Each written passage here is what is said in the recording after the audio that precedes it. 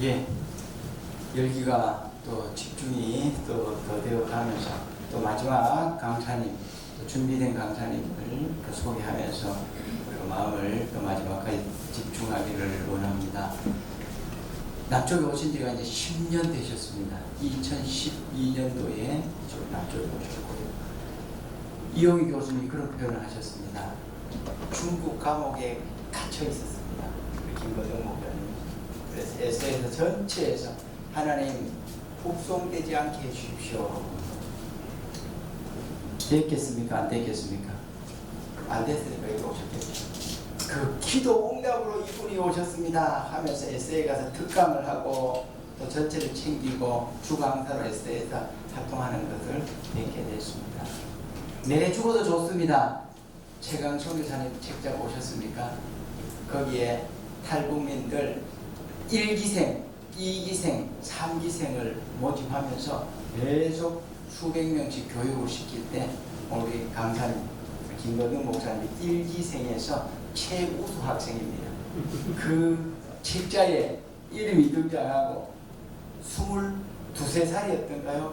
목사님 그때 그 정도 될 때 정말 전체를 아우르고 성경 공부를 가르치고 이렇게 했던 그 내용들이 있다는 것이죠. 그렇게 하면서 한 3~4년 정도 지나고 나서 역시 뭐 제가 조금 길어지만 누가 밀고를 해서 그게 전체가 완전히 파산이 나고 잡혀가고 깨지게 됐죠. 그런 가운데서 목사님이 피하고 또 이렇게 남쪽으로 넘어오게 하는 그런 역할을 하면서 마지막에는 잡혔다는 것입니다. 잡혀서 목사님 표현이 그렇습니다. 12년 선고를 받고 모범수로 잘 활동을 해서 10년을 중국에서 살았습니다. 만기 출소를 하면 이제 어디로 가야 됩니까? 한국으로. 예, 한국으로 오면 얼마나 좋겠습니까? 중국에서 다 살고 2011년 이제 12월 아까 김정일이가 며칠 날 돌아갔다고 했습니까? 17일 아까 표현일 우리 안신 전도사 그랬었습니다. 북송되려고 압록강 앞까지 갔는데 국경이 폐쇄가 됐습니다. 국경이 폐쇄가 왜 됐습니까? 김정일이가 죽었기 때문에 나라에 병고가 있어서 잠깐 폐쇄시켰다는 것입니다. 그게 없었으면 이제 우리 오늘 강사님은 10년간 중국 감옥에서 살고 이제 어디로 갑니까? 북한에 완전히 더 고통의 땅으로 더 어떻게 보면 믿었던 것, 성경 가졌던 것, 선교사 만났던 것, 신앙 가졌던 게 다 드러났으니까 더 큰 어려움을 당할 수밖에 없었는데 막혀가고 뒤로 물러났다가 목사 표현으로 또 거기서 극적으로 하나님이 사람을 보내셔서 뒤로 더 포항으로 빠지고 그렇게 해서 2012년도 4월 달에 그 이제 10년이 됐죠. 그렇게 넘어온 걸 볼 때 아까도 제가 말씀드렸지만 정말 소설가도 같은 상상할 수 없는 그런 아픔과 눈물이 있고 그 중에서 우리 김건영 목사님은 더 그런 굴곡과 풍파 가운데서 하나님의 세미한 인도하심이 있었던 것입니다. 오전에 오신 우리 강철호 목사님은 북한 기독교 총연합회 정경회장님이시고요. 우리 김건영 목사님 지금 현직 북쪽 출신의 사역자들이 모여서 만든 북한 기독교 총연합회 현직 목사님 회장이 되십니다. 그래서 지금 생생한 현장에서 사역도 하시면서 최고의 앞장을 서서 도움 통일을 또 북한 선교를 이끌어 나가고 계십니다. 목사님 바쁘신데 이렇게 와주셨습니다. 목사님 반갑습니다 하면서 박수를 한번 하고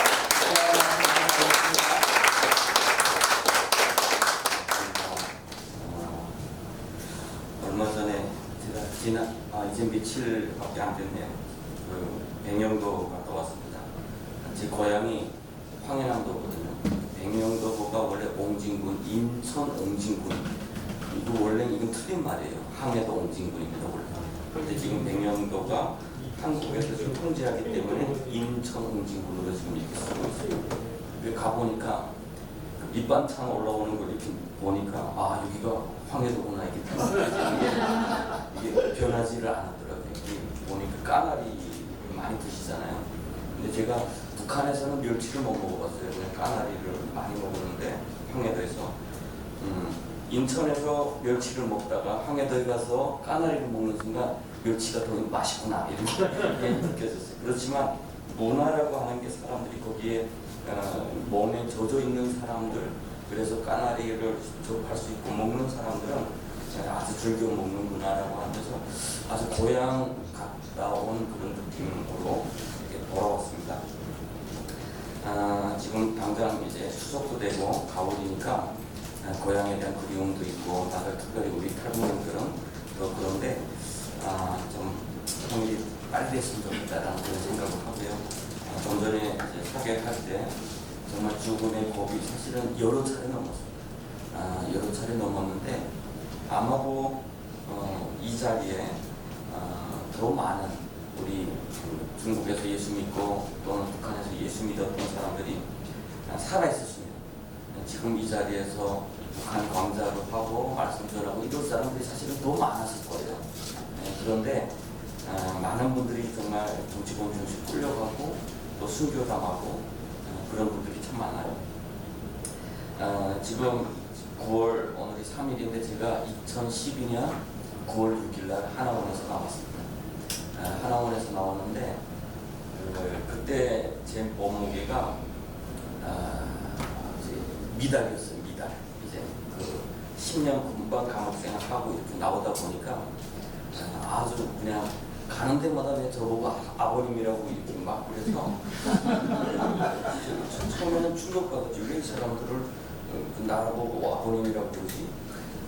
그러다가 스스로 이해하기를 남한 사람들은 무명한 사람들이니까 처음 보는 남자는 아버님이라고 그런가 보다 이렇게 스스로 그 미란을 삼다가 그 다음에 2013년도 학교에 들어가서 청신대학교에 저는 북한에서 3년제 대학을 나왔거든요. 그러니까 여기서 3학년 편입이 가능한데 대신에 그 학점은 인정을 안 해줘요. 학력은 인정해서 3학년 들어오라. 그렇지만 학점은 96학점을 들어야 되는 거예요. 그래서 방학에도 6학점씩 계속 이렇게 해야 되는데 어쨌든 그때 학교 들어가서 그 청신대학교 1층에 보면 큰 엘리베이터가 큰데 거기 탁 타고 6층 강의실에 올라갈 때 내 모습이 진짜 보이더라고요. 그 같은 젊은 그 청년 학생들하고 내 모습을 보니까 내가 확실히 아버님이구나라는 느낌이 생기고 청신대학교에 아주 유명한 교수님 있어요. 김지창 교수님이라고 아주 정신에서도 유명하고 뭐 한국교에서도 유명하신 분인데 그분이 마침 그 대학원에서 학부로 강의를 하기 위해서 이제 과목이 있었어요. 다들 좋다고 하니까 한 70명이 듣는 과목이에요. 쫙 듣고 제가 좀 앞자리에 앉아서 이제 수업을 듣고 있는데 한참 수업하다 저보고 나이가 어떻게 되죠? 30대 말, 40대 말, 50대 말, 뭐 이러는 거예요. 30대 말입니다 했더니 그때는 30대 말이었어요. 제가 30대 말입니다 했더니 그런데 왜 그렇게 늙었어? 고생 많이 했어? 나같이 와 웃는데 마음이 상하더라고요. 왜냐면 제가 감옥에 들어갈 때 나이가 27이었습니다. 그리고 들어가면 장기수 감옥에 들어가다 보니까 중국 감옥은 머리를 빡빡 깎아요. 머리를 빡빡 깎고 15일에 한 번씩 깎습니다. 그러다 보니까 뭐 매일 보는 사람들 얼굴 보고 하다 보니까 내 모습이 어떤 모습인지도 몰라요. 내 모습인지도 모르고 항상 뭐 그 거울에 비치는 거울이 창문에 비치는 그 모습 통해서 이렇게 바라보기도 하고 처음에 머리 깎은 모습을 제가 어떻게 아냐면 미역국 국물 안에서 내가 봤어요. 감옥에서 처음 머리 깎고 나서 이게 안 보이거든요. 보일 데가 없어요. 미역국을 주는데 미역국을 딱 보는 순간 머리 깎은 모습이 이렇게 쭉 보이더라고요. 그렇게 10년을 살다가 나의 어떤 뭐 존재, 무슨 뭐 모습 이거 생각할 바도 없고 오직 북한에 끌려나가는 어떤 그런 문제만 항상 긴장하고 있다가 대한민국에 와보니까 이 시간이 이렇게 많이 흘렀구나 라고 하는 것 때문에 엄청 그 마음이 좀 충격을 받은 적도 있어요. 그리고 나니까 제가 한국에 오니까 우리 선교사님이 소개를 또 이렇게 많이 시켜줬어요. 뭐 자매들 근데 다 태평 맞았어요. 다 태평 이렇게 뭐 어쨌든 그때 내 모습 스스로 내 보니까 야 만나지 말았어야 되는데 내 이 모습으로 이 만나는 게 그분들한테는 참 모독이 됐겠다 이런 그 어쨌든 살이 다 빠지고 그 머리도 살이 다 빠지니까 이게 머리도 꼬불꼬불해지고 엄청나게 그렇게 됐었거든요. 어쨌든 그런 시간 한국에 와서 10년이 지금 딱 지났습니다. 10년 지나서 한국에 입국한 날짜가 2012년 4월 17일이어서 올해 4월 17일 날 나는 중국에서 입고 감옥에서 가지고 있던 그 허리띠 다 보관하고 있어서 퍼포먼스를 제가 인천공항에서부터 좀 해보려고. 근데 올해 마침 또 부활주일이어서 그렇게 못하고 주일만 예배만 드리고 이렇게 했었습니다.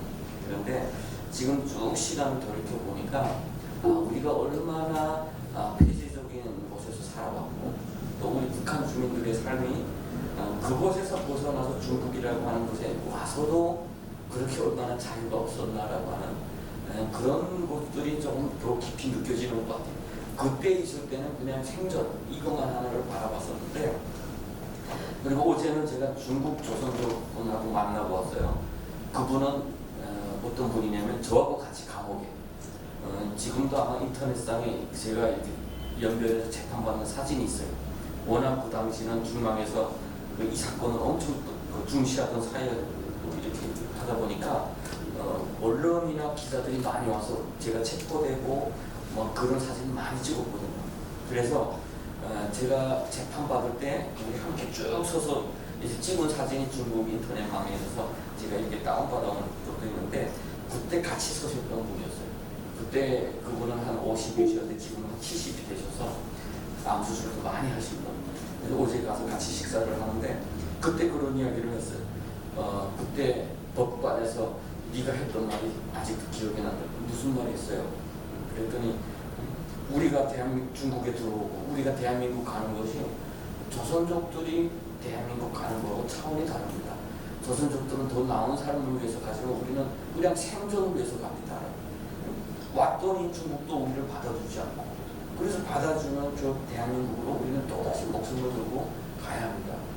그래서 그런 말을 제가 그 법관에서 했던 것 같아요. 그래서 안건 외에 다른 말을 하지 마세요 해가지고 막 이렇게 두들렸던 이야기도 있는데 우리의 삶이 바로 그랬던 거죠.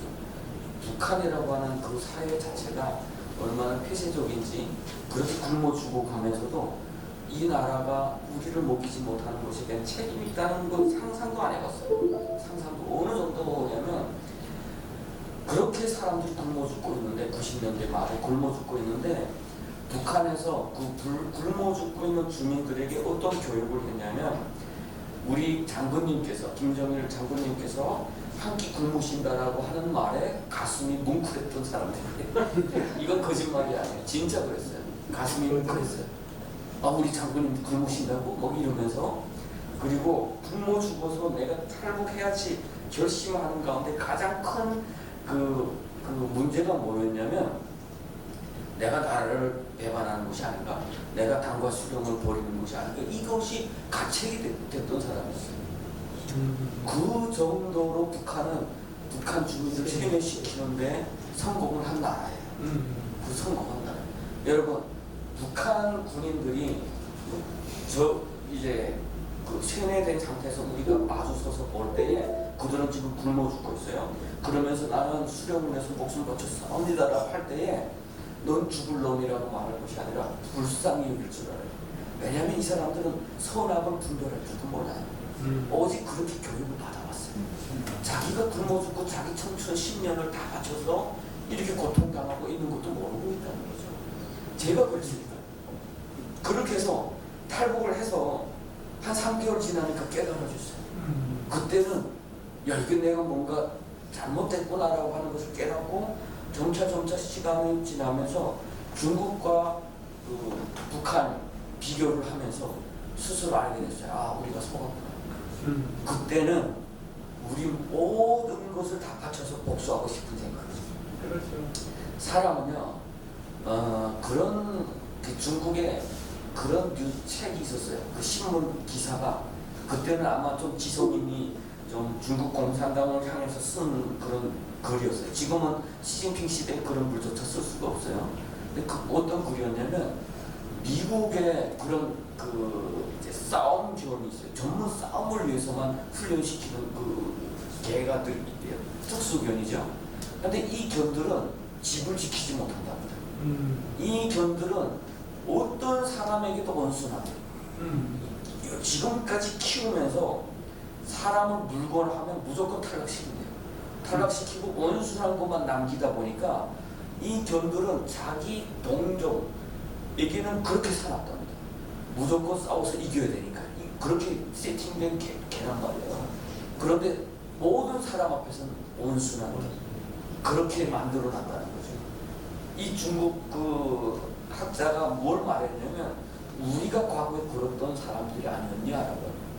그걸 보면서 제가 우리 북한 사람들이 그런 존재가 아니냐라는 생각을 해요. 오직 정권 앞에서는 무조건 입 다무는 존재. 무조건 입 벌리는 순간 죽어야 되니까. 북한은 아무리 인구가 줄고 이 사람이 천재고 이 사람이 국가를 위해서 어떤 공헌을 했다는지 아무것도 생각을 안 해요. 입만 잘못 벌리는 순간 국가에서 조금 잘못된 생각을 하는 순간 그냥 탈락입니다. 죽어야 돼요. 우리는 DNA가 북한 주민들은 그래서 DNA 자체가 수령 앞에서는 입 다무는 존재가 된 거예요. 수령이 이렇게 하면 그대로 믿는 존재가 된 거예요. 그리고 자기 사람들끼리는 어떻게 됐어요? 감시하고 통제하고 빼앗고. 북한 주민들이 대한민국에 와서 법을 어기는 경우가 꽤 많은데 그 중에서 가장 남자들이 가장 많은 경우가 주먹을 잘 써서 그래요. 북한은 법보다 주먹이 가까운 데 있어요. 그리고 사람을 때리거나 이렇게 쳤을 때 그것에 대해서 법이 잘 다스리지 않아요. 법이. 이게 대한민국은 폭력법이 가장 큰 법이잖아요. 근데 북한은 그 폭력법을 그냥 모르게 그냥 지나가요. 그냥 때리고 야 화해하자 이렇게 하면 다 해결이 돼요. 이걸 가지고 법까지 가는 사람은 극히 드뭅니다. 그리고 법에서 가면 경찰도 그냥 때린 사람을 한 대 때리고 그렇게 하고 내보내줘요. 왜냐하면 이것도 북한 체제의 국가를 다스리는 한 방법 중에 하나예요. 주먹을 쥔 자들이 약자들을 누르면서 안에서 질서가 정리되는 거죠. 안에서는 스스로 입을 못 벌리게 하는 거예요. 그 정도로 퇴폐한 국가라고 하는 것이 깨달아주는 순간 모든 것, 야 이거 죽여야 되겠구나라는 생각밖에 없었어요. 망하게 해야 되겠구나. 그때부터 20대의 그 청년 그리고 어디 갈 곳도 없는 청년이 마음속에는 내가 언젠가는 돈을 벌어서 돈만 벌면 가서 총을 뺏어오든지 그래서 복수를 해야 되겠다. 그렇게 함께 했던 여러 명의 청년들하고 같이 돌공장에 가서 일을 하면서 공안이 없는 쪽 뛰어다니면서 그 힘든 시간들을 보냈던 것 같아요. 우리 이런 가운데 우리가 북한의 미래를 한번 생각해 볼 수가 있는 부분이 뭐냐면요. 북한이 앞으로 수령이 갑자기 꺾였다라고 생각할 때에 북한 주민들이 어느 날 갑자기 이 모든 것은 다 우리가 속고 있었다라고 하는 것을 깨닫는 순간 여러분 북한 주민들의 그 큰 상처를 치유할 수 있는 것이 무엇일까요? 무엇일까요? 어떻게 보면 제도나 좋은 환경이나 오히려 민주주의라고 하는 것이 오히려 그 사람들에게는 독이 될 수 있어요. 자유. 내가 이제부터 모든 것이 깨달아지죠. 그러면 그 사람들은 나는 누군가를 해쳐야만 해결되는 증오심이 있어요. 그거는 누구를 해치지 않기 전에는 끝이 없습니다. 갑자기 북한 주민들 한번 깨달아보세요. 아니 평양시가 원래 우리가 함께 사는 땅이었는데 왜 그 사람들만 특별히 좋은 곳에서 살았지? 우리는 뭐야? 이걸 깨닫는 순간 평양 시민들은 지금 북한 주민들 중에서 가장 토대가 나쁜 사람들이 겪었던 고통을 되갚아주려고 수많은 사람들이 평양 시민들에게 돈을 던질 수도 있습니다. 그리고 보위부 간부 누구 그런 사람들은 무조건 처형하고 싶어서 북한은 그렇게 많거든요. 정치범 수용소에 끌려가 있는 사람들도 있고요. 그리고 그 부모들이 잘못했다고 해서 탄광에 가서 지금 평생을 그렇게 사는 사람들도 많아요. 그래서 제가 감옥에 있을 때 어떤 친구가 있었어요. 어떤 친구냐면 북한에서 국경경비대가 총을 가지고 탈북을 했던 사람이에요. 이게 워낙 그 위에서 상부에서 자기를 너무 괴롭히고 하니까 뭐 그 당시는 그 몰래 이렇게 사람들 보내놓게 되면 그래서 그 병사들은 몰래 그 돈을 받아요. 한 200원씩 주고 이제는 한 10여 년 전이죠. 그러면 간부들은 그걸 모르는 것처럼 한 번 잡아서 그것도 다 뺏어내고 그러니까 이 병사가 화가 나니까 총을 가진 채로 탈북을 했어요. 그런데 총만 가지고 탈북을 하면요 북한에서 군인 한 명이 총을 가지고 탈북했다라고 하면 중국의 일반 공안이 움직이는 것이 아니라 중국의 안퀸지라고 하는 그것이 움직여요. 그것이 뭐냐면 여기 국정원. 그러면 며칠 안에 다 잡아버려요. 중국은 모든 수사력이 최고의 그 수준을 가지고 있어요. 그래서 우리가 탈북했을 때 누군가가 권총 경찰로 때려눕히고 권총을 가지고 도망쳤는데 어느 그 당시에 교회 전도원 여기는 전도사라고 하는데 거기는 전도원이라고 그랬어요. 그 집에서 자고 있는데 경찰들이 밤에 와가지고 그 집을 다 이렇게 포위했어요. 포위하고 그 이제 모래주머니를 다 이렇게 챙겨가지고 이 친구가 또 특수부대라고 하니까 이 창문에다 모래주머니를 다 쌓아놓고 그리고 쳐주고 경찰들이. 그래서 그 사람만 딱 잡아가요. 그러니까 일반 공안이 뜨면 우리 탈북자를 다 잡는데 이런 사람들만 뜨면 총을 가진 사람만 딱 잡아서 총만 제거하면 돼요. 중국은 이 총기에 대해서 엄청나게 민감하거든요. 그런데 이 군인이 총을 가지고 뜨다 보니까 거기서 막 총격전도 벌어지고 이렇게 해서 이 친구가 체포됐어요. 그래서 총을 거기서 이렇게 쏘고 뭐 이렇게 하다 보니까 사람은 상황을 못 갖지를 않은데 이 사람은 판결을 받았어요. 6년인가 이렇게 받았어요. 근데 이 사람은 뭐예요? 북한에 돌아가면 죽을 사람. 무조건 총을 가지고 뛰으니까. 근데 이 사람은 그 6년은 최대한 내가 여기서 살아야 되겠다 생각하고 작정하고 거기서 조용히 살면 점수가 쌓이고 감명이 될 수 있어요. 그러니까 이 친구는 거기서 가용을 받기 위해서 문 조금 이렇게 풀어놓으면 눈에 거슬리는 사람을 그냥 갖다 때리는 거예요. 자기 감명을 시키지 말고. 그러면 우리가 항상 이 친구를 보면 여기에 있다가 또 여기서 처벌받고 저기로 가고 어느 순간에 또 다른 데 가 있어요. 항상 줄 서서 일하러 나갈 때 보면 제일 뒤에 서서 수시하고 족쇄 차고 그러고 다녔어요. 그러면서 이 친구가 이 마음속에서 했던 이야기가 뭐냐면 우리한테 했던 이야기가 저 김종일이 빨리 죽어야 되는데 저놈은 그 만약 죽었다 해도 자기는 무조건 가서 그 시신이라도 태워서 가루라도 먹어야 되겠다. 이 군인으로서 이제는 감옥에 들어서 자기가 속고 사는 걸 아는 거예요. 단순히 증오를 가지고 탈북했는데 와서 보니까 이거 속았던 거예요. 그러니까 그때부터 그 자기 청년 10년의 청년 다 바친 거. 그것도 부족해서 또 위에서부터 박해를 받고 또 자기는 이렇게 감옥에서 인간 아닌 삶을 산다라고 하는 그것 때문에 그냥 복수만 생각하고 살았어요. 그러면 앞으로 북한이 열리면 그때는 정말 마법상자가 열리는 거예요. 그러면 그때부터는 저 사회를 치유할 수 있는 건 아무것도 없어요. 아무것도 없어요. 그렇지. 돈도 자유도 민주주의도 좋은 환경도 아무것도 없다라고. 우리가 그 사담 후세인 죽은 자리를 한번 가보세요. 이라크. 거기에서 IS가 가장 활동을 많이 했고 가장 그 폭력적인 그 더 악한 놈들이 생긴 그 지역이기도 해요. 이라크, 리비아. 독재가 무너진 자리는 그 주민들이 그 독재가 뿌려낸 씨앗이 더욱더 많은 상처가 만들어지고 또 갈등을 만들어지고 그래서 저는 계속 강조하는 것이 복음 통일만이 답이다라고 이야기합니다. 왜 복음 통일이 답일까? 그건 제가 그 경험했다.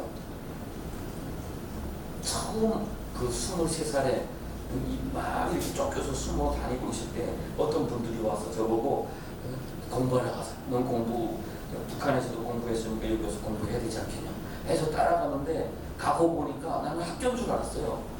가고 보니까 학교가 아니에요. 선교사님이 방 3칸짜리 새 집을 맡아가지고 거기서 탈북민 한 5-6명 앉혀놓고 성경만 가르치는 것을 밖에서 이런데 말하면 안 되잖아요. 정보가 세니까 암호로 말했던 곳이 학교였던 거죠. 그런데 나는 학교인 줄 알고 따라가 봤더니 가르치는 것은 성경이고 뭐 중국말도 안 가르쳐준다고 그러더라고요. 그래서 속았구나라고 이런 생각하면서 다음날 돌아갈 때 생각하다가 그때의 마음속에 딱 걸렸던 그 하나가 있는데 그 선교사님이 그때 우리를 앉혀놓고 손잡으라고 해서 쭉 손잡고 기도했던 것이 하나님 우리 저 북녘의 동족들을 살려주십시오. 이런 기도가 제 마음속에 확 걸렸거든요. 아, 교회가 저 나라를 살릴 수 있다고 정말 생각도 못 해본 거였거든요. 그래서 거기에 남아서 성경을 공부하면서 주님을 인격적으로 만날 때 우리가 어떻게 바뀌기 시작했냐면요. 처음에는 죽여야지. 그 모든 주노심을 가지고 복수해야지. 이것이 우리의 모든 것이었어요. 그런데 주님 앞에서 제가 예수 만나고 나니까 우리가 누군가를 죽이고 또 다시 그 사람을 공격하고 그러면 우리 이 비극은 어디서 끝나느냐라는 그런 마음과 그래서 우리가 십자가 앞에서 우리가 죽어야 되겠구나라고 하는 그런 고백을 하나님께서 하게 하시는 거예요. 그래서 했던 고백이 제 이름이 김권능하니까 여러분 오해하실지도 몰라요. 제가 권능을 사모해서 이름이 권능이 아니라 순교자 이름을 따다 보니까 이제 그 권능이라는 이름을 가지게 됐어요. 최권능 목사님 이름. 그 당시에 그 함께 갔던 친구들 중에 주기철, 손양원 이런 이름을 저보다 먼저 간 친구들이 다 좋은 이름을 가져가고 최권능이라는 이름이 있어서 권능이라는 이름은 성경에 나오냐 했더니 사도행전 1장 8절에 하더라고요. 아, 그러면 좋다. 근데 뭐 지금처럼 이렇게 살아있을 줄 알았으면 조금 그 겸손한 이름도 이렇게 그때는 진짜 한국에 올 줄도 몰랐어요. 그때는 마음이 뜨겁고 우리 북한을 위해서 순교합시다. 이런 고백이 우리 진짜 고백이었어요. 아침에 일어나면 인사할 때 북한을 위해서 순교합시다. 이런 고백을 다 했고 정말 하나님 앞에 간구했던 것 우리 피가 흘러서 저 땅을 회복할 수 있다면 하나님 우리가 죽겠습니다라는 그런 고백을 국제적으로 했던 것 같아요. 그렇게 함께 저하고 했던 친구들이 다 20대의 친구들 30대 초반에 그런 친구들이었는데 함께 하면서 한 명씩 두 명씩 중국 공안에 체포돼서 끌려나가서 순교당하고 그런 것도 사실은 많이 경험했습니다. 20대의 나이에 정말 어떻게 보면 꿈도 많고 해야 될 일도 많고 그들에게는 북한에 두고 온 가족들도 있고 오직 생존만을 위해서 넘어왔던 사람들인데 예수 믿었다는 그 하나 때문에 또는 북한에 가서 나는 예수 믿습니다. 이 나라는 예수 믿어야 삽니다. 이 말 한마디 했던 것 때문에 다 순교당하고 정치범죄에 끌려간 친구들도 참 많았죠. 그때는 내가 스스로 순교의 현장에 가면 모르겠는데 끌려나갈 때 나는 아무것도 할 수 없잖아요. 이 사람이 체포됐구나, 끌려나가는구나, 누군가는 저 공항국에 지금 갇혀있구나 라고 하는 걸 아는데 내가 그들을 위해서 아무것도 할 수 없다는 게 그때는 정말 힘들었던 거 있어요. 그리고 좀 전에 우리 목사님께서 소개해줬던 것처럼 중앙에서부터 그 중시를 하고 북한에서부터 이런 사람들이 있답니다 라고 해가지고 우리 그 북한에 파견할 선교사들을 훈련시키는 곳이 있답니다 해가지고 중국 공안에 고려하고 해가지고 그 70여 명이 다 체포됐어요. 그래서 70여 명이 대표해서 실제적으로 북한에 북송된 것이 77명 이렇게 북송됐는데 그렇게 북송돼서 그 리더들 그리고 팀장들 이런 사람들은 다 정치범죄에 끌려가고 순교당하고 해서 한 30여 명 그렇게 순교당하고 정치범죄에 끌려갔어요. 나머지는 거기서 탈출하고 풀려나고 해서 대한민국에 와서 대한민국에서 지금 살고 있는 분들도 계시고요. 그 중에 행방불명이 되신 분들도 오동 도중에 또 행방불명 되신 분들도 계시고 참 그런데 지금 생각해 보니 참 그 현장에서 저는 하나님 분평도 많이 했습니다. 하나님 이 사람들 정말 그 살려주셨으면 조금 두시면 그 더 많은 일을 하실 텐데 왜 이렇게 빨리 데려가셨습니까? 왜냐면 제일 처음에 그 순교당한 친구들이 저희들 팀에서는 가장 우리가 볼 때는 슬펐던 친구들이었어요. 그런데 그분들이 끌려나가고 나서 제가 하나님 앞에 했던 게 이분들 두시면은 얼마나 하나님께서 큰 일을 하실 텐데 왜 이렇게 일찍 데려가셨습니까? 라는 그런 고백을 할 때 먼 훗날에 대해서 하나님이 저한테 주셨던 감동이 뭐냐면 저 북한이라고 하는 땅이 변화되는 데는 순교자가 아니면 안 된다고. 여러분 제가 처음에 이야기했던 것처럼 북한 사람들의 그 세뇌된 세뇌 상태는 그 이 세상에 어떤 이론을 가지고 답할 수 있는 거나 합리적인 어떤 그 설득도 안 되는 나라예요. 다만 피를 흘리며 고백했던 그 신앙은 그 북한 사람들 그 순교의 현장에 있던 보이고 요원이나 그것을 보고받는 중앙당 간부들이 다 변화되고 놀라운 충격을 준 그런 사건들이었어요. 제가 감옥에 있을 때 감옥에 어떤 사람들도 왔는 줄 아세요? 상좌, 보이고 상좌예요. 2줄의 시간짜리. 이 사람은 무슨 죄로 왔냐? 마약, 당 자금 마련하다가 체포했어요. 당 자금 마련. 그 필로폰, 그 필로폰이죠. 필로폰 8kg면 중국에서 사용 대상입니다. 사용받아요. 근데 이 사람이 그 8kg를 가지고 그것도 샘플로, 그러니까 북한에는 뭐 수십 톤씩 있잖아요. 그러니까 그 샘플로 가지고 그 왔다가 중국에서 체포됐는데 중국은 알아요. 이 사람들의 신분은 일반 노동자로 돼 있어요. 여권은. 근데 중국 그 안천지는 다 안다고 그랬죠. 이 사람이 보이는 거 다 알아요. 그러니까 그 사용을 시키지 않고 사용 집행 유예라는 것을 시켜요. 그러니까 사용 집행 유예는 뭐냐? 사형 2년 후에 집행. 근데 2년 후에 또 다른 죄가 나오지 않으면 무기도용으로 바뀌는 거 그때 갔습니다. 그러니까 평생 감옥에서 살아야 되는 거죠. 그런데 2줄의 시야를 가진 그 간부가 지금 그곳에서 있었고 또 중앙당에서 이제 잡혀온 사람이 있었어요. 그런데 저와 함께 있는 동안 저한테 어떤 고백을 하냐면 예수 믿는 사람들은 자기네가 다 인정을 한다. 왜냐하면 자기네가 그런 소식 다 듣는데 이번에 그 북한은 사람 한 명을 원래 죽이는 나라가 아니에요. 원래 죽일 수 없는 나라예요. 모든 것은 다 위에서부터 지시가 있어야 죽여요. 내가 보이부에서 지금 정치범이잖아요. 나는 무조건 죽을 사람이야. 그래도 여기서 신문하다가 나를 죽여버려도 문제가 생겨요. 무조건 위에서부터 지시가 떨어져야 죽이는 나라. 왜냐하면 혹시라도 김정일이에 충성된 사람을 아래 다른 사람이 제거할 수 있잖아요. 그렇기 때문에 위에서부터 기준 떨어지지 않으면 어떤 사람도 죽일 수 없는 나라예요. 그러면 지금 북한에서 모든 죽는 사람들은 다 위에서 죽이는 사인을 받은 사람들이죠. 지령 받은 사람들이죠. 그런데 그것을 지령을 해주면서 이 보이부 영혼들이 듣는 소리가 있어요. 예수 믿는 사람들이 그렇게 죽음 앞에서 반대하고 자기 고백을 하고 죽는 모습을 보면서 그것에 대한 솔직함을 이 사람들은 다 가지고 있어요. 그리고 그 중앙당 간부였던 사람이 그때 당시 저는 이제 감옥에서 탈북민들이 그때 한 200여 명이 있었거든요. 그런데 이자처럼 중앙당 간부 밑에서 여러 명이 저를 향해서 그랬대. 저 사람은 이제 북한 가면 죽을 사람이야.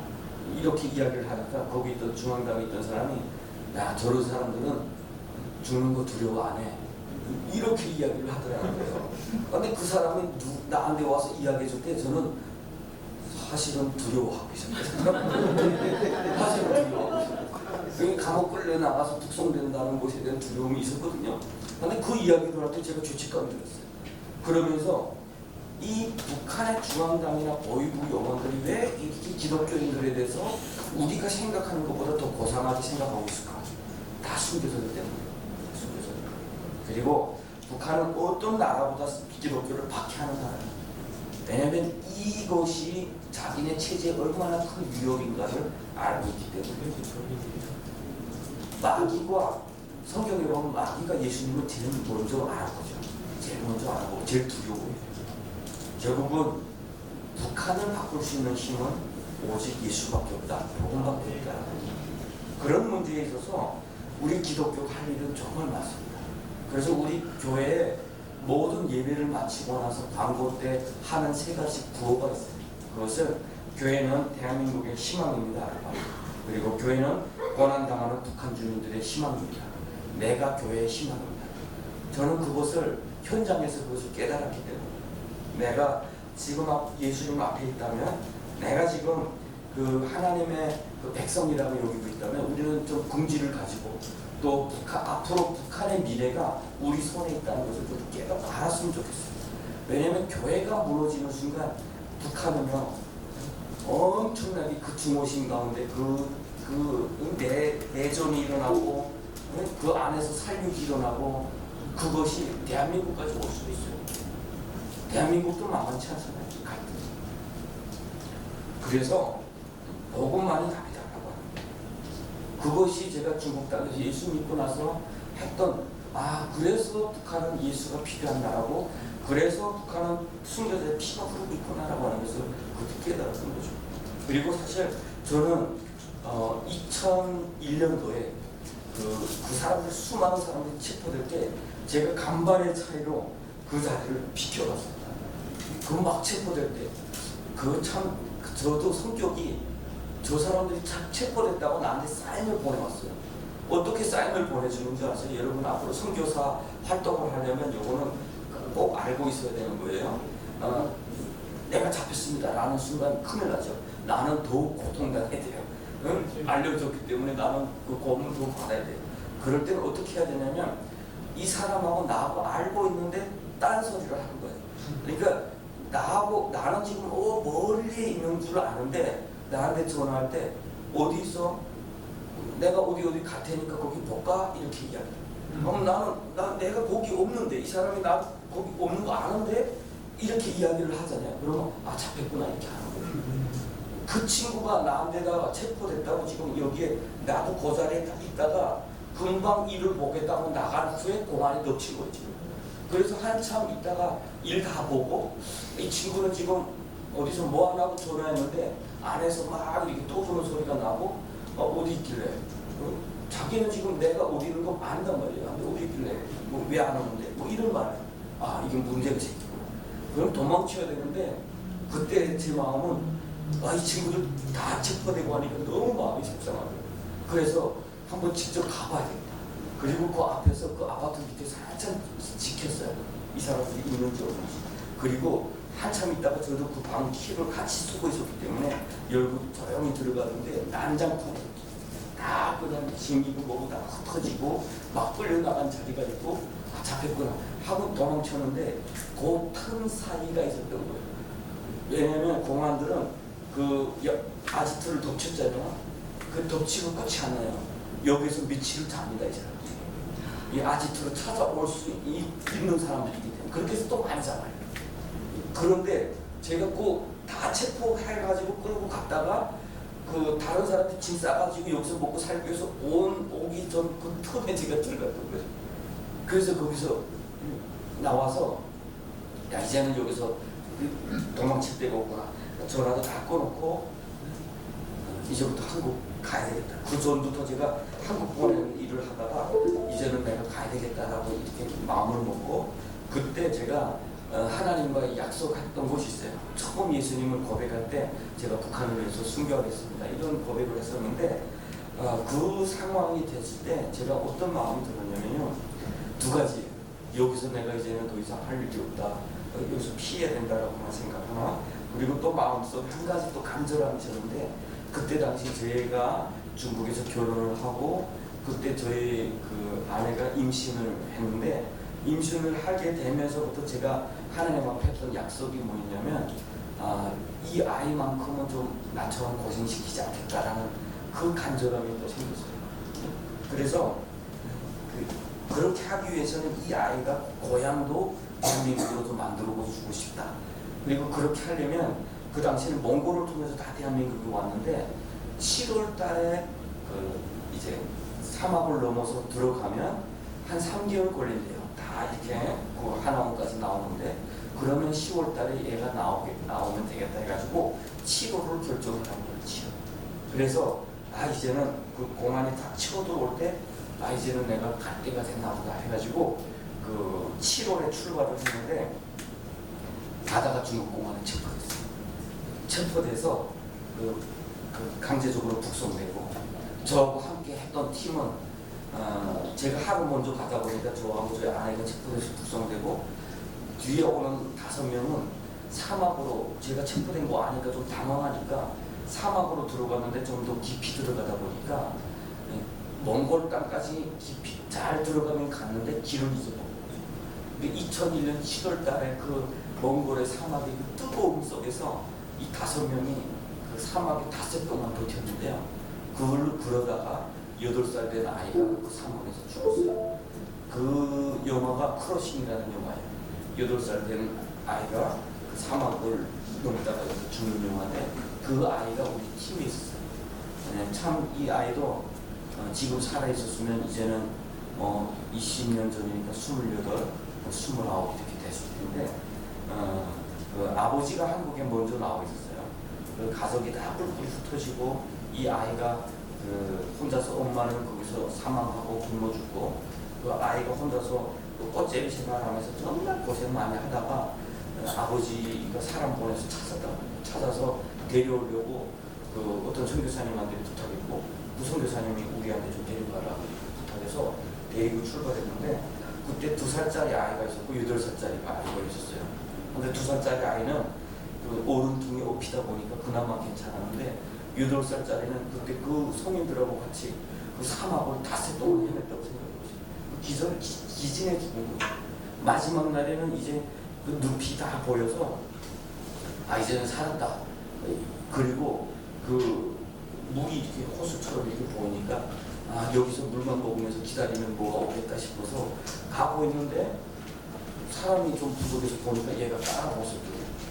그 처진 거죠. 소리가 쓰러진 거죠. 그래서 이 친구가 물 앞에다 두고 자기도 돌아갔다가 사람 찾다가 기질하면 이로 못 돌아올 수도 있는데 하나님 앞에 내가 10걸음만 돌아가서 없으면 내가 책임 못 지겠습니다 하고 10걸음 뒤로 가서 바위 위에 올라서서 이렇게 살피고 있는데 바위 밑에 그늘에 그 사막의 특징은 있어요. 그늘만 들어가면 조금 살만하죠. 그 그늘에 머리를 박고 지금 헛소리를 하고 있대요. 내가 집에 왔다. 그래서 깨워서 집에 온 것이 아니라 데리고 이렇게 왔는데 물 앞에서 한 20m 하고 그 앞에서 터져 주저앉아요. 못 가니까. 그래서 거기다 남겨두고 자기가 와서 물을 마시고 옷에다가 물을 적셔서 가려고 돌아보는데 애가 사람들 보면서 뒤로 벌러도 넘어가서 갔더니 그 애가 눈물이 이렇게 쭉 고였는데 거기에 벌써 파리가 이렇게 막 떠물더라고요. 그래서 그 애를 질질 끌어다가 눕에다 눕혀놓고 그렇게 기도하고 그랬는데 결국은 살아나지 못했어요. 우리 그 탈북민들 중에 예수 믿으세요라고 하게 되면 안 믿어요. 이런 사람 단호가 하나님이 살아계시다면 그런 일은 있을 수 없어요. 그런 일이 있으면 안 돼요. 참 그런 고통을 겪은 사람들이 너무 많은 거죠. 왜 우리가 그렇게 그 정도까지 죽을 죄를 짓냐? 태어난 게 북한에서 태어난 죄가 있는데 그것 때문에 왜 우리는 그런 고통을 겪을 때 하나님은 뭐 하셨냐?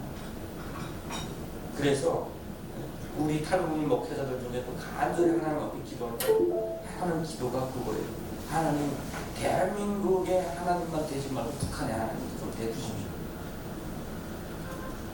참 그런 가운데 그 아버지는 그 아들 잃고 나서 완전히 술 중독자 되고 제대로 정착도 못하고 참 그런 삶을 살았던 거죠. 그래서 저는 그때 그 강제적으로 북송당할 때 또 어떤 어려움이 있었냐면 한 가지 결정해야 됐어요. 내가 북한에서 내가 어떤 인물이라는 것을 발견하는 순간 우리는 생명 다 죽어요. 뱃속의 애기까지. 그래서 우리 서로 모르는 것처럼 하고 나가서 당신만이라도 살아라 라고 처음에는 생각을 했는데 기차 타고 나가는데 마음속에 그러면 어떤 일이 생기냐면 우리 서로 모르는 관계입니다 라고 하면 이 뱃속의 아이는 무조건 강제 낙태를 당해요. 중국에서 그 임신한 아이는 무조건 낙태를 시키는 거예요. 그래서 하나님 앞에 이 아이만큼은 내가 정말 이렇게 고생시키고 싶지 않다라는 이런 고백을 했었는데 그래서 한국을 가려고 했던 건데 우리가 서로 모르는 것처럼 하는 경우 이 아이는 무조건 사형 판결을 우리가 먼저 내리는 거잖아요. 그렇죠. 그래서 그건 못하겠다고 가는 도중에 기차 북한으로 나가는 도중에 야 우리 그러지 말고 우리 북한 사람이랑 부부라고 하자. 그래서 살면은 같이 살고 만약 북한에서 알아보면 그때 다른 방법 돼서라도 이 아이가 우리 먼저 포기하지 말자 하고 그렇게 끌려나간 거죠. 끌려나가는데 정말 기적적으로 하나님이 그 위험한 고비를 넘어가게 했어요. 사실은 뭐 여기서 다 자세한 말을 할 수 없지만 살 수 없는 환경이 됐어요. 거기에 25명의 우리 탈북민들이 대한민국으로 오는 도중에 체포돼서 지금 재판을 기다리고 있는 사람들이 있었어요. 근데 그 사람들은 다 나를 알고 있어요. 북한의 죄로 따지면 그 사람들의 죄에 비하면 저는 죄인 중에 괴수입니다. 그 사람들은 그냥 가려고 했던 사람이지만 저는 그 사람들에게 복음을 전했던 사람이고 조직해서 사람들을 보내는 사람이에요. 그런데 그 당시에 그 조직했던 그 팀장도 사형당하고 그 멤버 몇 명이 다 정치범죄에 끌려가고 거기에 여성 한 3명만 풀려나고 다 죽었어요. 다 정치범죄에 끌려갔다. 그런데 그 사람들이 다 나를 알아보고 있는데 보통 북한이라면 다 고발을 해야지. 저 사람 누굽니다. 그러면 자기 감명도 받게 되고. 그런데 그 중에서 누구도 하나도 말하지 않았다. 그리고 가장 중요한 것은 그 중에서 정말 사역장에서 말 안 듣어서 저한테 혼났던 친구가 있는데 그 친구가 있었으면 저는 또 무조건 저놈 나쁜 놈이라고 이렇게 했겠죠. 그런데 그 친구는 제가 도착하기 이틀 전에 그쪽 보이부에서 와서 지금 송환에 가고 있어요. 그러니까 정말 거기서 빠져나온 것이 지금조차도 사실은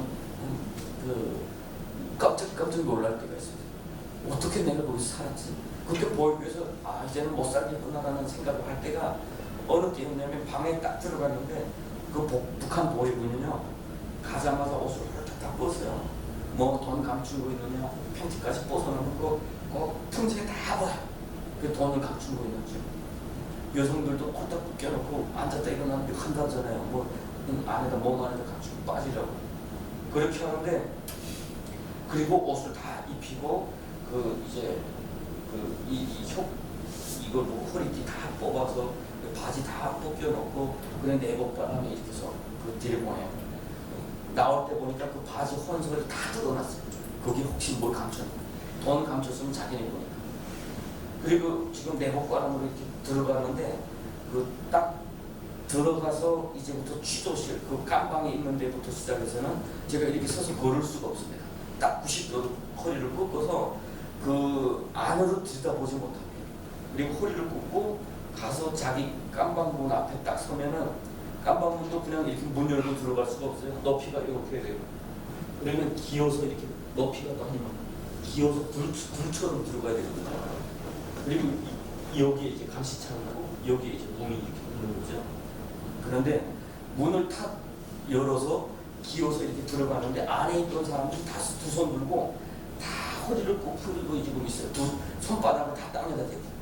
그리고 문을 쫙커덕 하고 다시 잠그니까 허리를 쫙 펴면서 다 나를 돌아보는데 어떤 사람이 만나. 다 아는 사람.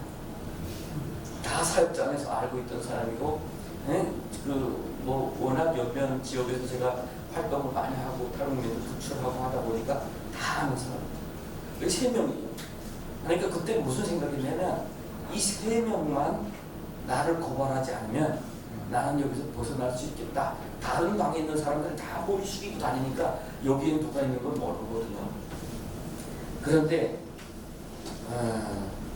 어떤 일이 있었냐면 7월 27일 날에 제가 아직까지 기억이 생생해 들어가는데 7월 28일 날에 그 해가 쨍쨍 났어요. 그런데 오후쯤 돼서 거기는 곰팡이가 끼고 그 물도 함부로 먹을 수가 없어요. 물이 쫄쫄쫄 나오는데 그 물은 어떤 물이냐면 그 화장실 보고 거기다 불하는 물이에요. 그 논밭의 물을 그대로 끓어오기 때문에 감탄물이에요. 그냥 그걸 한번 저보고 칫솔질 하겠냐? 칫솔도 다 같이 나눠 쓰거든요. 칫솔 때 끊어진 거 요 앞에 하나 있어요. 방에 다 놨어요. 다 나눴습니다. 그거라도 이게 똑똑하니까 소금이 요 정도 한 덩어리 있어요. 그래서 거기다 대고 나보고 하래. 그래서 했죠. 쫙 해놓고 그 물로 양치질을 했는데 하루 종일 이 안에서 그 감탄 냄새. 차라리 안 하는 게 나오는 거예요. 근데 그 감탄 논밭에 그 디젤 쏟아내고 이게 그 논밭에 그 자동차가 다니고 그다음에 뭐 김매는 기계가 다니고 하면서 기름 쏟아져서 기름내, 감탄내, 그 농약내 그게 다 있는 거예요. 근데 거기에 어떤 친구는 그 물 먹고 그 설사 만나서 죽은 사람도 있어요.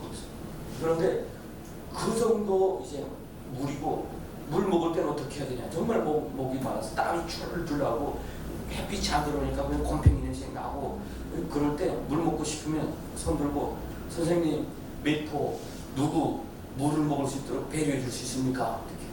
그러면 마음이 좀 그래도 기분이 좋은 날에는 그래 하고 식기에다가 주전자에다가 항상 그 간수가 가지고 있어요.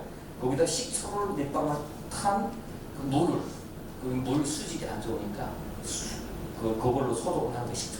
그래서 주는 거죠. 이렇게 해서 먹는데 화장실 볼 때도 선생님 몇번 그 이제 화장실이라는 말 쓰면 안 돼. 뭐 소변, 대변 볼 수 있도록 이렇게 배려해 줄 수 있습니까? 어떤 때는 그냥 가서 봐도 모르는 것처럼 할 때 있지만 어떤 때는 소변 볼 수 있도록 배려해 줄 수 있습니까? 하면 기분 나쁘면 야 이 개새끼들아 내가 너희 똥오줌 싸는 것도 관리해야 돼? 이런 친구가 있고 어떨 때는 그냥 봤다고 또 와서 여기 와. 이 감시창이 있다고 그랬죠. 얼굴 대면 때리는 거 이렇게. 그리고 손 내보내. 손 내보내 막 비틀고 안에서. 그런 가운데 그 오후쯤 돼서 다들 준비하라 해가지고 그러더라고요. 뭐 하냐 했더니 이게 하도 이렇게 그 햇빛을 쏘지 못하니까 사람들이 다 이게 말라가고 그 영양실도 더 빨리 버리거든요. 그러니까 햇빛 쬐기 시킨다는 거예요. 그러면서 먼저 감시창에다 손을 내놓으면 수색을 칠해보고 그 다음에 문을 열면 이렇게 머리부터 나가면 안 돼요. 머리부터 나가면 머리를 발을 탁합니다. 이렇게 엉덩이부터 나가요. 그러니까 머리부터 나가면서 공격할 가능성이 있기 때문에 모든 규정이 다 그래요. 뒤로 기어 나가고 나가서 쭉 이제 햇빛 하는데 나란히 안 숨죠. 그런데 저는 수세가 부족하니까 2개를 찾는데 한쪽 거는 또 잘 말이 안 듣는 거예요. 고장난 거예요. 좀 녹이죠. 그러니까 한쪽이 좀 너덜너덜하니까 앞에 앉았던 그 보이어원이 야 너 나와. 그래서 나오니까 또 3명이 나온 거죠. 돌아섰죠. 안에서 지금 수세를 수리하고 있어요. 이렇게 해서 쭉쭉쭉쭉 이렇게 수리하고 있는데 이 앞에 앉은 사람이 다 지금 나를 보고 있어요.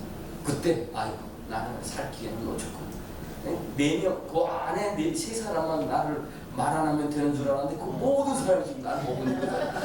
아 이제는 진짜 못 빠져나가겠구나. 그리고 나가서 에이 됐다. 이제는 더 이상 내려놓자 하고 그 안에 자기 자리에 딱 들어간 다음에 서로 눈인사라도 하려고 이렇게 쭉 보니까 다 내 눈길을 피해. 서로 지금 시험을 뽑아주고 있어요. 이렇게 쫙 뽑아주고 있어요. 뽑아주면서 나하고는 누구도 말 안 하는 거예요.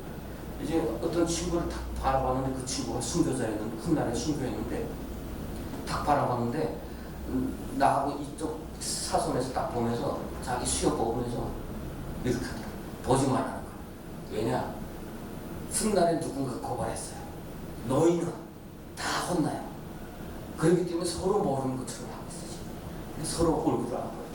그 다음부터 방에 들어간 다음에 마음속에 하나님 내가 북한을 위해서 정말 순교를 하려고 처음 주님 앞에 그런 고백도 했었는데 이렇게 한국을 가다가 체포돼서 죽는 게 순교입니까? 라는 그런 마음이 들면서 하나님 이 자리를 넘어가게 하시면 더 이상 나 자신을 위해서 안 살겠습니다. 이런 고백을 했어요.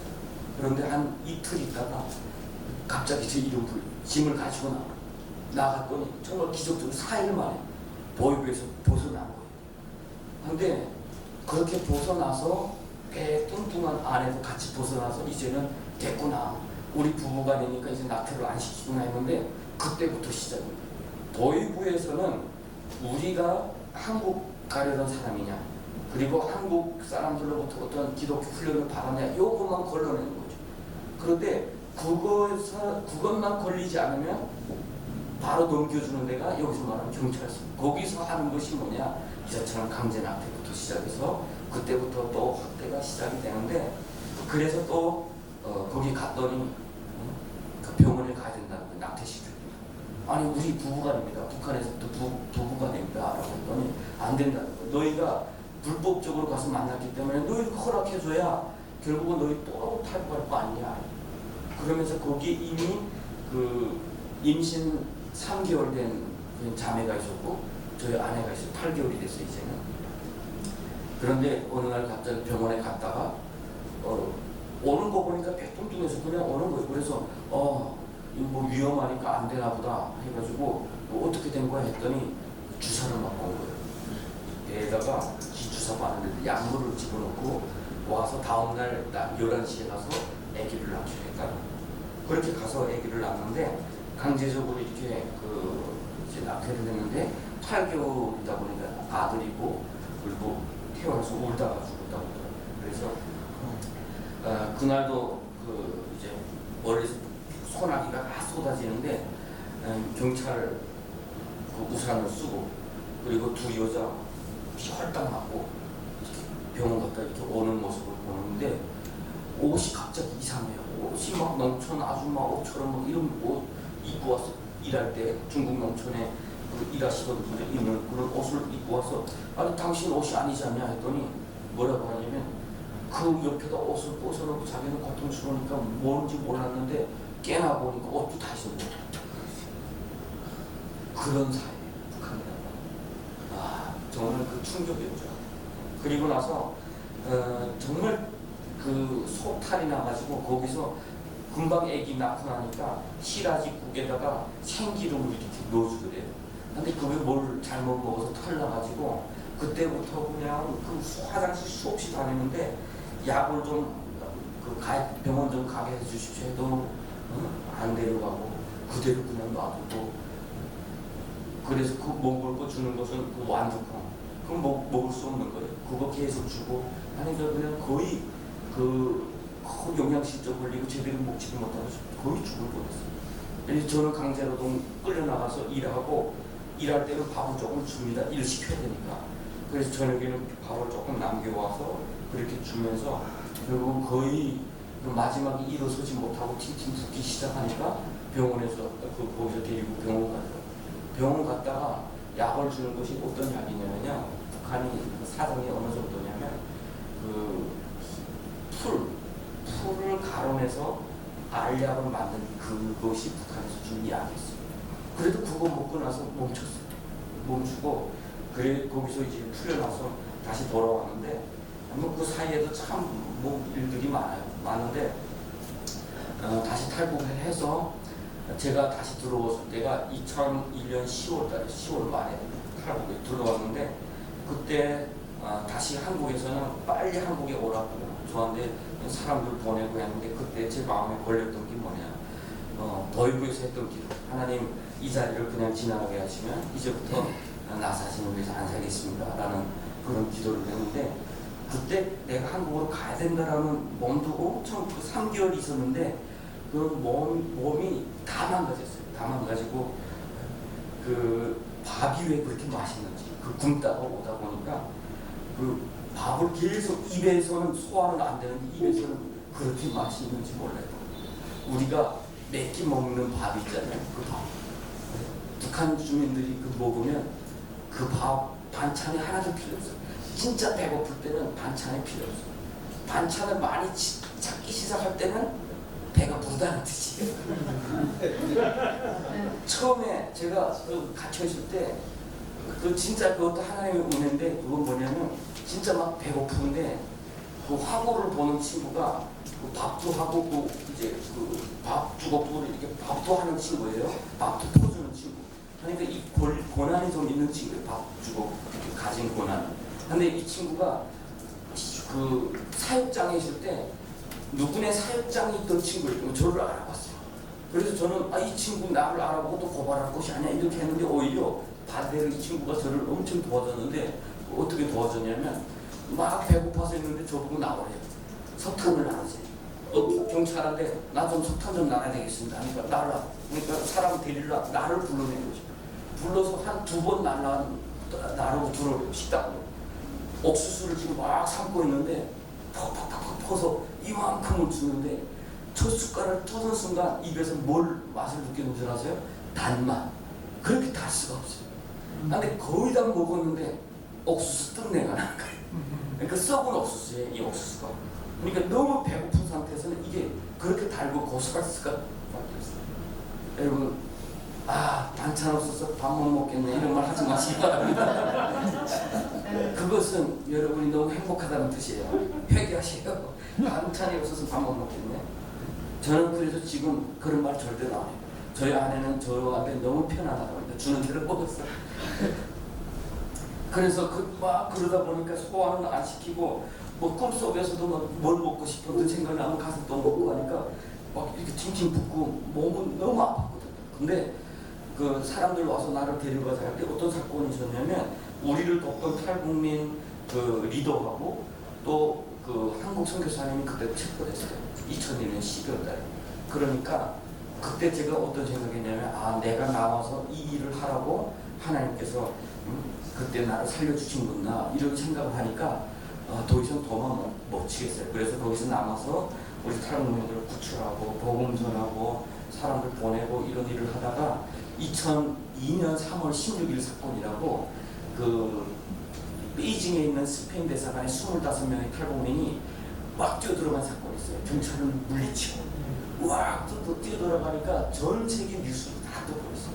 그러니까 중국 당국에서 이런 자들을 엄격히 처벌을 하는 지시가 떨어졌고 그러다 보니까 제가 한국으로 보내줘. 저는 그렇게 보낸 사람은 아닌데 제가 보내주고 있을 때 중국 공안에서 저를 체포한 거죠. 이름도 권능이라니까 엄청 대단한 놈인 줄 알고 막 체포하고 저를 호송할 때 비행기로 호송하고 난리도 아니었어요. 뭐 제가 도착하는 곳마다 기자들이 대기하고 막 그 엄청나게 큰 놈 잡았다고. 왜냐면 중국에서 제일 먼저 지시가 떨어져서 처음 잡았으니까 그 상도 많을 거잖아요.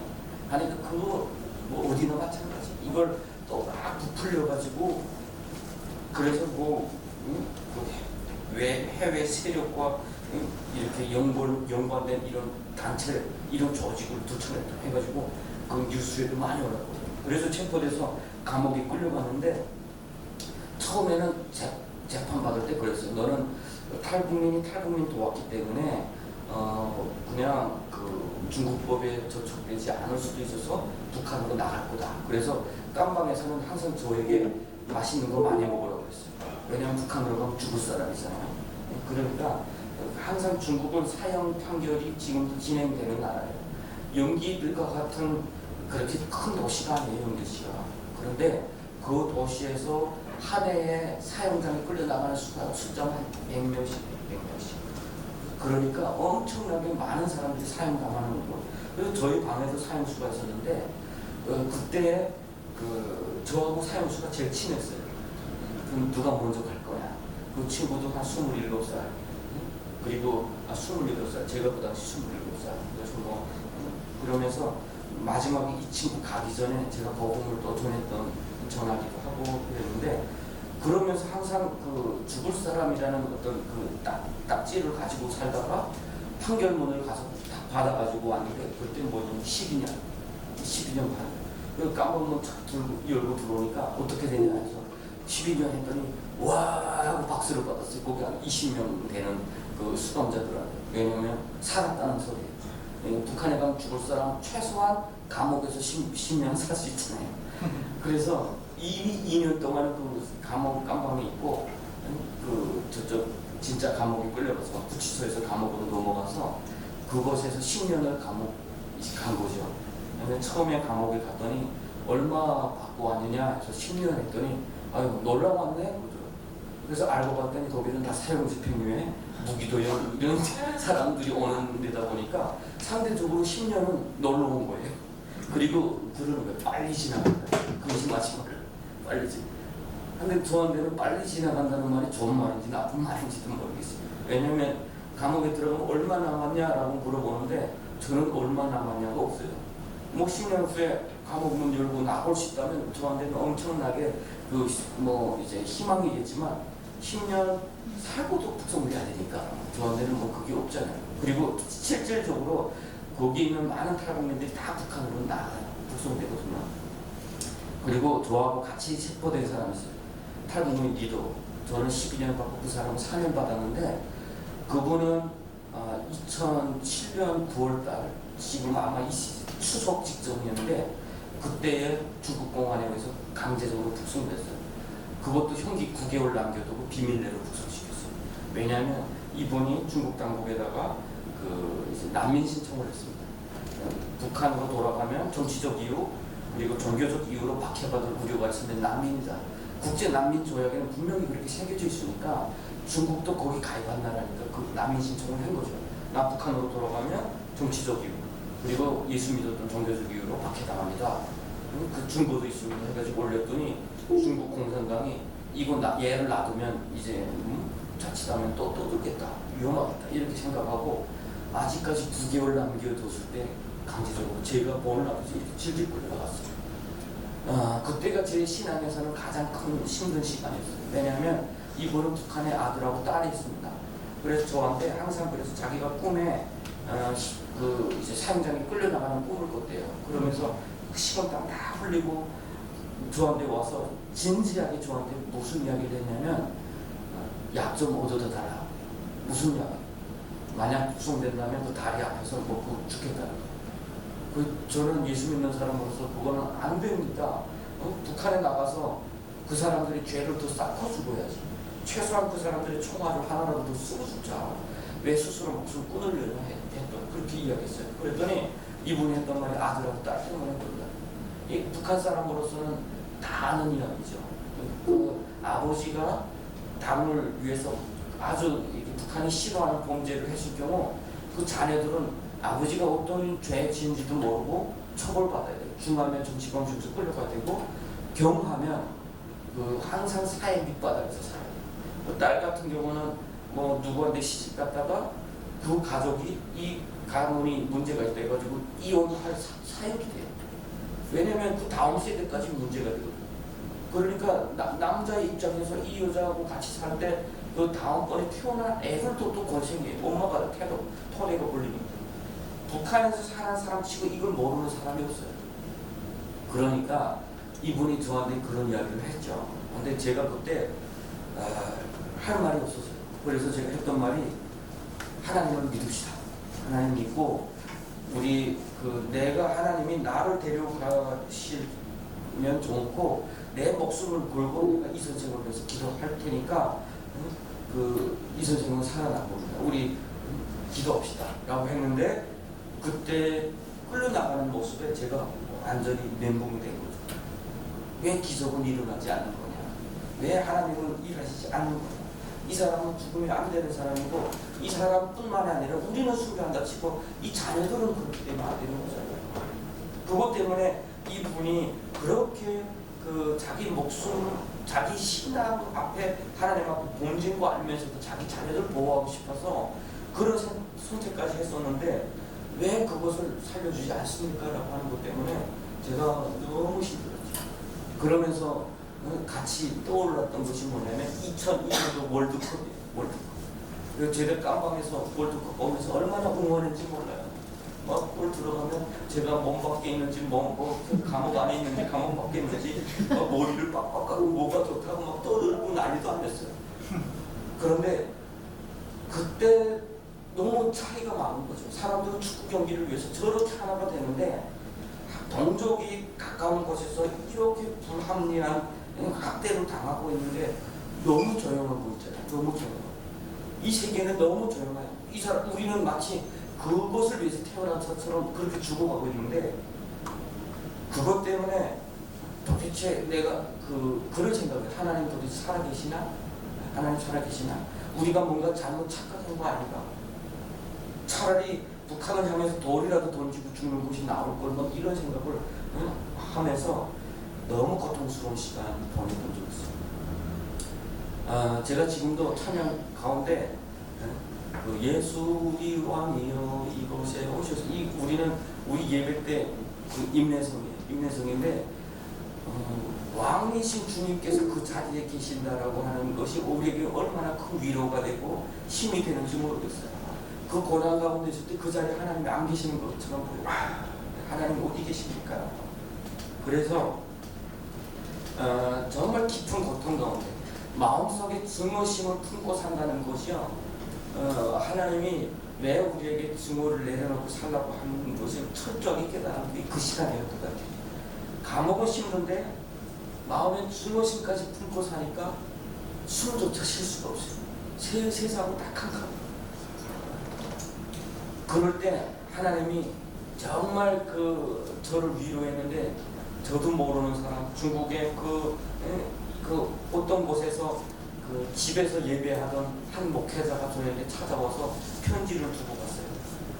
고모다라고 하면서 근데 그 고모가 아니에요. 저한테는 그런 고모가 없는 거 아니까 편지를 받는 순간 아 이거 예수 믿는 사람이겠다 하고 주소를 남긴 데다가 편지를 쓰고 오고 가고 하면서 그때 받았던 위로, 편지에 담겨 있는 어떤 그런 사랑 그리고 그 관심 그런 것들이 그 가운데서 엄청나게 감옥에서 위로가 됐던 것 같아요. 지금도 그 편지는 저에게 가장 큰 보배처럼 이렇게 보관하고 있는데 저를 찾아온 분이 어떻게 찾아오게 되냐면요. 그 저 뉴욕에 계시는 장로님 한 분이 그 뉴스나 뭐 이런 곳에서 제 이야기를 잠깐 들었대요. 탈북민 한 사람이 뭐 자기 동족 구하려다가 이제 감옥 갔다 이런 소식을 이렇게 뭐 조그만 어떤 그런 뉴스나 이런 데서 들었다는 거예요. 그런데 그 기도원에 가서 기도를 하고 있는데 하나님이 너희가 옥에 갇힐 때 나를 돌아보지 않았다는 말씀이 그렇게 그 방망이처럼 그를 때리시고 그래서 자기가 수십 년 동안 중국 다니면서 교회를 개척한 그 열매가 있어요. 그분에게 전화해서 무조건 이 사람 찾으라.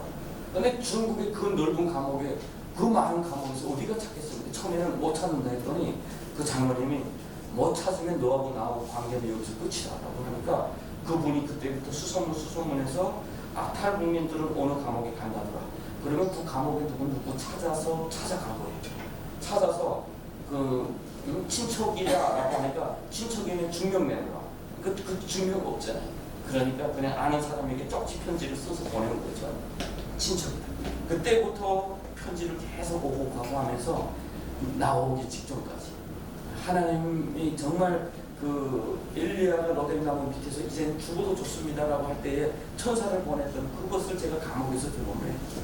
사실 하나님의 그 일이라고 하는 것은 거대한 가운데 있는 것이 아니라 나에게 주시는 소소한 가운데 그 소소한 그 감동에 충성하고 순종하는 가운데 하나님은 큰 일도 하시다라고 하는 거 좀 기억해 주셨으면 좋겠어요. 우리 주변에도 그렇게 힘든 사람들 많을 거예요. 언젠가 그 마음을 감동을 받을 때 여러분 마음의 문을 열고 그에게 좋은 메시지 한 구절이라도 보내줘도 하나님 큰 일을 하실 겁니다. 제가 거기서 그 때가 돼서 이제는 감명을 다 받고 뭐 그 사이도 무슨 일이 많았지만 감명 다 받고 나서 2011년 12월 19일이 제 형기 만기가 됐습니다. 그래서 그날이 북송되는 날이었는데 2011년 12월 18일 날에 마지막 주의를 보내고 있었는데 경찰들이 저를 데리고 갑자기 초벌방에 내려가서 옷을 꼴딱 벗기고 또다시 그 수세 족쇄 다 치워서 이 19일 날 새벽에 원래는 20일 날 나가야 되는데 하루 앞당겨서 또 저를 강제적으로 북송시켜 비밀로. 그래서 국정도시 도문까지 갔는데 그때 아까 우리 목사님 설명해 주신 김정일 사망했다는 보도를 그때 나왔어요. 그때 또 다시 누가 또 등장했냐면 10년 전에 저를 체포해가지고 조사했던 사람인데 그 사람이 저를 처음에 체포하고 처음에는 막 때리고 했던 사람이에요. 그런데 마지막에 와서 저를 종교한대요. 그래서 저는 저를 놀리는 줄 알았어요. 그래서 왜 그러냐 했더니 뭐 너도 한국 먼저 갈 수 있는데 남아서 자기 동족 살리겠다고 영웅이 되고 싶으냐라고 하면서 그래도 네 그 했던 것에 대해서 자기는 존경한다고 그러면서 혹시 네가 10년 감옥 가고 내가 10년 여기서 승진한다면 너 도와줄지도 모르겠는데 근데 이거는 기적이죠. 그럴 수는 없고 그때 당시 10년 감옥 갔을 나는 그것도 없었고 그런데 어떻게 하나님이 그 소리를 들었나 봐요. 그 사람은 그 자리에서 10년 승진했고 저는 어떻게 10년 감옥 생활하고 거기에서 또 기적처럼 만났어요. 그런데 그 사람이 저를 도와주고 정말 적극적으로 도와주고 제가 풀려져서 나와서 처음 만났어요. 불렀어요. 같이 식사를 하면서 고맙다고 했더니 아니래. 너는 살놈이라. 만약에 내가 너를 돕겠다는 마음은 있지만 자기가 부하, 자기 말을 정말 잘 듣는 아무 사람이나 쓰면 훗날에 걸리면 다 자기 일 줄줄이 걸릴 거잖아요. 그러니까 자기가 진짜 이렇게 믿고 쓰는 사람이 그때 무슨 회의가 있거나 안건이 있어서 자리를 비우면 너를 도와주고 싶어도 못 도와준다. 근데 그날은 너를 위해서 모든 것이 다 줄 맞춰서 있는 것처럼 다 자리에 있었고 김정일이까지 그날 죽었다. 그러면서 하는 말이 혹시 네가 너의 하나님이 너 때문에 나 이 자리에 그냥 두신 거 아니야? 막 이렇게 이 이야기를 해서 정말 기적적으로 거기서 풀려나고 풀려나니까 한국영사관에서 저한테 연락이 와서 그 여권을 보내줬어요. 임시 여권을. 그래서 그 여권 가지고 한국 가려고 공안에 찾아봤더니 안 된다고. 그냥 공안에서 자기네끼리 외국인 출입 증명서 이렇게 만들어줘서 2012년 4월 17일 날 아시아나항공의 그 정부에서 제일 마련해주는 제일 뒷자리를 타고 바로 영길공항에서 비행기가 떴어요. 그때 제가 공항 밖을 이렇게 쭉 바라보고 이렇게 사진 찍고 이렇게 하고 있는데 그때 하나님 저희 마음 가운데 어떤 감동을 주셨냐면은 제가 아마 10년 동안 하나님과 실험했던 그 질문이었어요. 내가 한다는 질문, 하나님이 하신다라고 하는 질문. 하나님 언제 하십니까? 하나님 지금 안 하시면 지금 죽는 사람들에 대해서 어떻게 책임지십니까? 하나님 못 하시면 내가 하겠습니다라는 그런 그 외침 정말 많았거든요. 순교자들 앞에, 북한을 끌려나가는 우리 동족들 앞에. 그런데 바로 그 공항에서 저한테 그런 마음을 주셔서 대한민국에 와서 그때까지 제 마음 가운데는 하나의 확신이 있어요. 하나님은 분명히 저 북한 땅을 열어주실 것이다. 근데 그 때가 어디에 멀리 있는 것이 아니라 바로 우리가 준비할 때인 거예요. 우리가 준비하고 우리 대한민국에 지금 3만 5천 명, 3만 4천 몇 명의 우리 탈북민들이 살고 있는데 우리가 북한 기독교 청년 앞에서 지금까지 우리 예수 믿는 사람들이 몇 명인가라고 해서 이렇게 그 추산을 해보면 10%도 안 돼요. 7% 될까 말까요. 이것은 너무 낮은 수치거든요. 이 수치를 가지고 북한이 문 열려서 얻어질 거 하나도 없어요. 재앙밖에 없어요. 앞으로 30% 40%까지 올라서야 되고 탈북민 출신 목회자들이 최소한 200명 300명 준비가 되고 그렇게 되면 아마도 하나님께서 저 땅을 여시지 않을까라는 그런 것 때문에 우리가 지금 준비를 하고 있습니다. 북한은 견고한 진 같지만 하나님의 때 앞에서는 다 무너질 거라고 저는 확신을 해요. 제가 그때에 기적이라고 하는 것, 하나님 손에 있다라고 하는 것 그렇게 깨달은 거예요. 김정일이가 어떻게 그렇게 죽었고 어떻게 그 모든 순간순간들이 저는 아직도 꿈을 꿔요. 감옥에서 석방됐는데 출구를 찾지 못하는 그런 꿈. 그러면서 정말 하나님께서 이렇게 하신 하나님이 북한을 여시는 것도 순간에 여실 수 있다. 그런데 그때 가서 우리 뭐 할까? 그때 가서 내가 여기 있습니다. 나를 보내소서라고 할 수 있는 하나님의 백성들이 일어나야 된다고 저는 생각을 합니다. 기도 한번 마치도록 하겠습니다.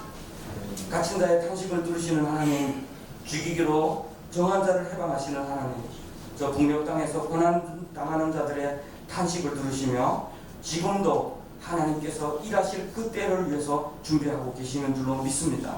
하나님 그때에 부끄럽지 않도록 하나님 지금 우리가 더욱더 준비하게 하여 주시고 더욱더 기도하게 하여 주시고 그 하나님의 생각과 하나님의 그 뜻과 비전 가운데서 통일을 바라보며 살아가는 우리 모두가 되게 하여 주시옵소서. 정말 북녘이 하나님께서 열 때 그 동족들 앞에 내가 당신들을 위해서 기도했습니다. 내가 당신들을 위해서 준비했습니다. 라고 하며 그들을 품고 함께 울고 웃을 수 있는 우리 모두가 될 수 있도록 하나님 함께하여 주시옵소서. 감사드리며 예수님 이름으로 기도합니다. 아멘.